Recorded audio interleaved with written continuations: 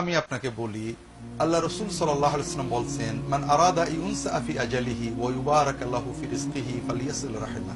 সহিহ বুখারী সহ অন্যান্য সকল গ্রন্থে রয়েছে। যদি কেউ চায় যে আল্লাহ তার আয়ু বাড়িয়ে দেন এবং তার রিজিকে বরকত দেন, তাহলে তার একমাত্র করণীয় সেজন্য পিতামাতা মাধ্যমে যে আত্মীয় স্বজন, ভাই বোন বা যত দূরে যায়, এদের সুসম্পর্ক রাখে, এদের সহযোগিতা করে সাধ্যমতো। পিতামাতা এবং ভাই বোনদের সহযোগিতা, তাদের সেবা, এটা আপনার সর্বোচ্চ নেকামল এবং এর মাধ্যমে আল্লাহ আপনার আয়ু বাড়াবেন, বরকত দেবেন ইনশাআল্লাহ। দ্বিতীয় যেটা হলো যে ভাই বোনের পাশে না দাঁড়িয়ে আপনি যদি অন্য দান করেন, আমরা সবাই জানি আল্লাহ যাদের প্রাচুর্য দিয়েছে অনেকেই দান করেন। তারা বলেন আমাদের ভাই বোন অত দিনদার নয়, কিন্তু মাদ্রাসায় এতিমখানায় ওরা তো অনেক দিনদার।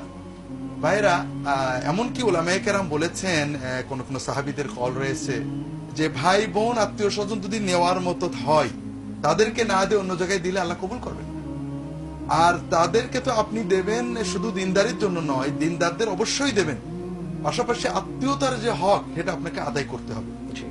আপনি যদি তাদের বিপদ আপদে সহযোগিতা করেন, তাদের পাশে দাঁড়ান, ন্যূনতম অধিকার আদায় করেন, তাদের বিয়ে শাদী দাওয়াতে যান, আপনার অনুষ্ঠানে তাদের দাওয়াত দেন, অসুখ বিসুখে দেখতে যান, এর বেশি না দেন, তাহলে আপনাকে দায়বদ্ধ হতে হবে না আল্লাহর কাছে। তবে যত বেশি দেবেন সব তত বেশি হবে, বরকত এবং আয়ুতে বৃদ্ধি আল্লাহ তত বাড়িয়ে দেবেন। এটা হাদিসের শিক্ষা। কোরআন কারীমে ব্যাপারে অনেক বলা হয়েছে, হাদিস শরীফে বারবার বলা হয়েছে। অর্থাৎ বিষয়টা এমন হচ্ছে যে আমরা যদি আমাদের আত্মীয় স্বজনদেরকে যারা দরিদ্র তাদেরকে সহযোগিতা করি, দেখা গেল যে আত্মীয়তার বন্ধন সুদৃঢ় হলো, পাশাপাশি ধনী হিসাবে দরিদ্রকে যে সহযোগিতা করা হচ্ছে সেই সওয়াবটাও পাওয়া যাচ্ছে। এটা হাদিস শরীফে এইভাবে আসছে যে লাহু আজরান। আপনি যদি অন্য কোন তালেবে ইলম গরিবকে সাহায্য করেন, তাহলে আপনি একটা সওয়াব পাবেন।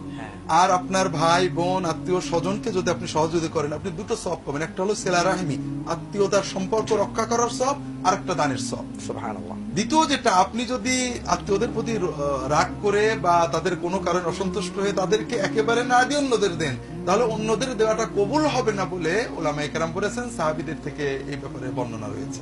আচ্ছা, ধন্যবাদ।